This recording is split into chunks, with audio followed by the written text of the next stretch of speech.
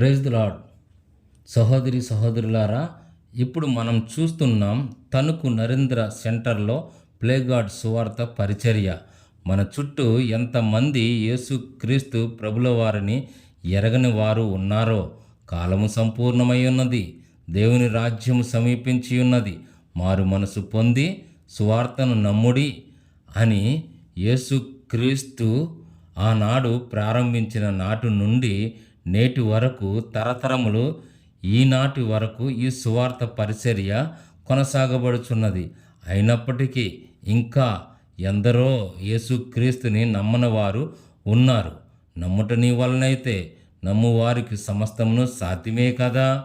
యేసుక్రీస్తు ద్వారా తప్ప ఎవరునూ పరలోక రాజ్యములో చేరరు.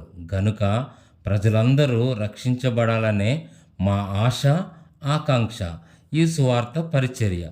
మీరందరూ ప్రార్థించండి, ప్రజలందరూ రక్షించబడులాగున దేవుడు మిమ్మల్ని దీవించునుగాక. ఆమేన్.